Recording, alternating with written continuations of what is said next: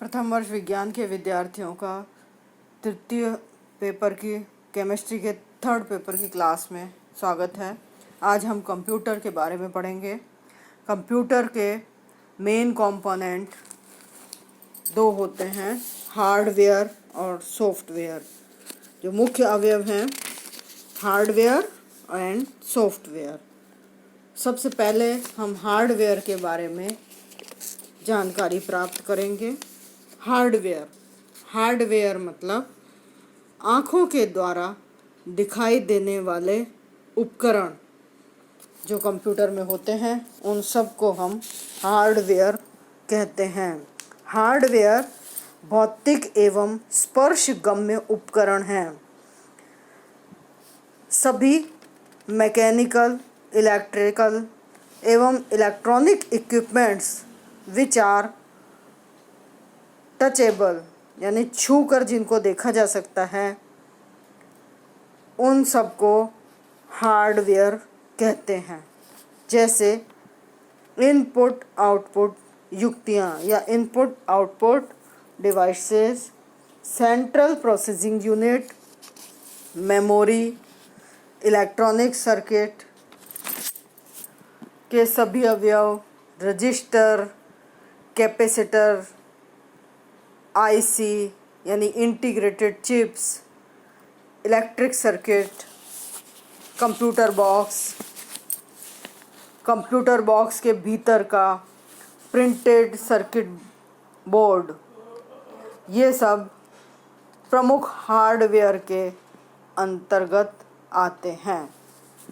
Hardware मुख्य रूप से केंद्रीय संसाधन इकाई या बीच की सीपीयू, केंद्रीय संसाधन इकाई या सेंट्रल प्रोसेसिंग यूनिट का पार्ट होते हैं। कुछ हार्डवेयर इनपुट यूनिट के होते हैं, कुछ हार्डवेयर यूनिट आउटपुट यूनिट होते हैं। कंप्यूटर की मुख्य इकाई जो निर्देशानुसार गणनाएं करके सार्थक परिणाम या आउटपुट उत्पन्न करती है, इसे केंद्रीय संसाधन इकाई कहते हैं। इसे कंप्यूटर का मस्तिष्क भी कहते हैं। इनमें कंप्यूटर के प्रोसेसिंग के सभी कार्य होते हैं। इस इकाई की दो मुख्य इकाइयाँ होती हैं। पहली अंकगणित या तर्क इकाई यानी arithmetic and logical unit ALU, तथा दूसरी नियंत्रण इकाई या कंट्रोल यूनिट CU। अंकगणित या तर्क इकाई यानी arithmetical and logic unit. Arithmetical and logic unit में समस्त गणनाएं एवं तुलना की जाती है। प्रोसेसिंग के समय इस इकाई तथा भंडारण इकाई के मध्य डाटा प्रवाहित होता है। ALU नियंत्रण इकाई की निगरानी में कार्य करता है। इसके द्वारा मेमोरी से डाटा ग्रहण किया जाता है। तत्पश्चात इस डाटा की गणनाएं की जाती हैं। तुलना करने पर लॉजिक कार्य जैसे एंड, और, नॉट आदि का प्रयोग करते हैं। तुलना के परिणाम हाँ या नहीं में नहीं होते हैं। प्रोसेसिंग के समय इस इकाई और भंडारण इकाई के मध्य डेटा प्रवाहित होता रहता है। माइक्रो प्रोसीजर के सभी तर्क परिपथ एक चिप पर उपस्थित रहते हैं। माइक्रो प्रोसीजर में CPU तथा मेमोरी एक ही चिप पर बने हुए होते हैं।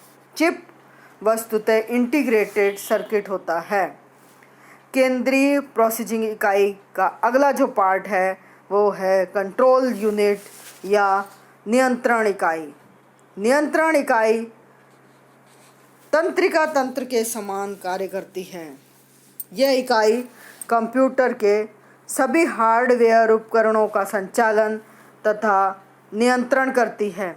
यह कंप्यूटर के सभी अवयवों को निर्देशों के आधार पर कार्य करने का आदेश देता है। तथा कंप्यूटर प्रोग्राम के क्रियान्वयन पर ध्यान करता है। नियंत्रण इकाई के मुख्य घटक दो हैं। पहला है इंस्ट्रक्शन रजिस्टर। यह क्रियान्वित किए जाने वाले निर्देशों को वांछित क्रम में प्राप्त करता है। दूसरा डिकोडर।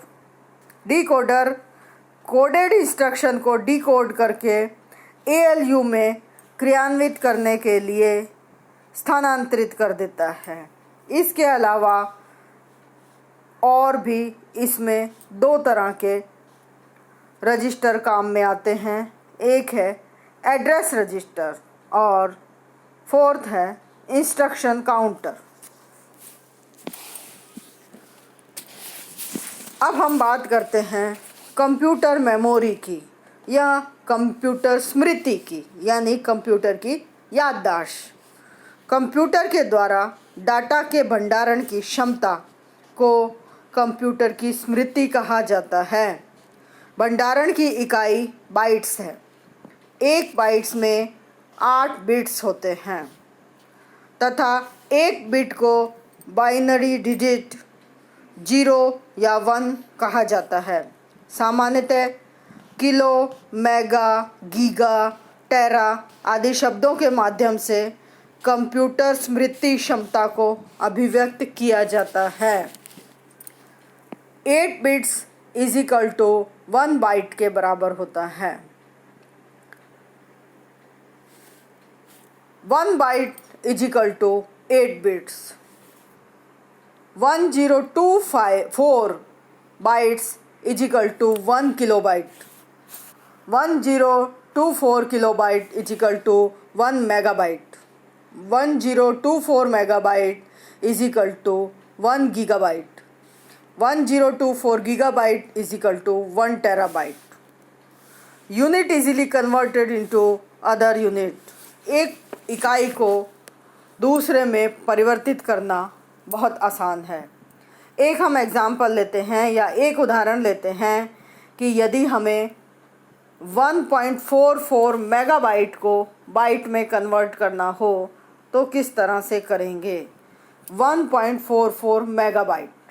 मेगाबाइट को पहले हम 1024 से मल्टीप्लाई करके किलोबाइट में कन्वर्ट करते हैं। फिर 1 किलोबाइट को बाइट में कन्वर्ट करने के लिए वापस उसको 1024 से और मल्टीप्लाई करते हैं। इस तरह से 1.44 megabyte is equal to 1.44 into 1024 into 1024 bytes के बराबर होगा।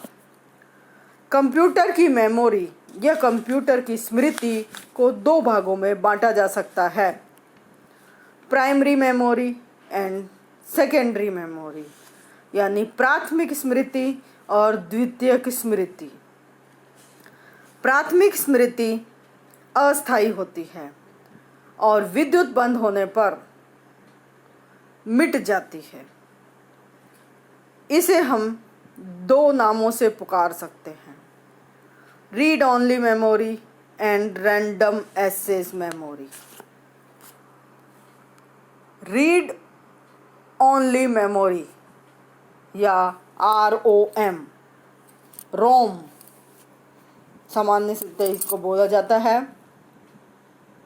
रीड ओनली मेमोरी, जैसा कि इसके नाम से ही स्पष्ट है, इसमें केवल हम पढ़ सकते हैं और ये स्थायी स्मृति होती है, मेनली फिजिकल क्वांटिटी है। इस मेमोरी में संग्रहित प्रोग्रामों को केवल पढ़ा जा सकता है। ये नॉन वोलेटाइल मेमोरी है, अर्थात बिजली बंद होने पर भी संग्रहित प्रोग्राम और डाटा नष्ट नहीं होते हैं। ये एक चिप है जिसमें कंप्यूटर उत्पादन के समय सूचनाएं तथा समावेश संचित किए जाते हैं। अतः ये एक स्थायी स्मृति है और सूचनाओं और प्रोग्रामों को केवल इसमें हम पढ़ सकते हैं। ये 3 प्रकार की होती हैं। PROM, programmable read only memory. Second EPROM या EPROM, erasable programmable read only memory. तीसरी है EEPROM या इलेक्ट्रिकली इरेजेबल रोम। इस तरह की मेमोरी को मिटाने के लिए या इरेज करने के लिए अल्ट्रा वायलेट रेडिएशंस की आवश्यकता होती है। दूसरे टाइप की मेमोरी है रैंडम एक्सेस मेमोरी, या इसे हिंदी में कहते हैं यादृच्छिक अभिगत स्मृति।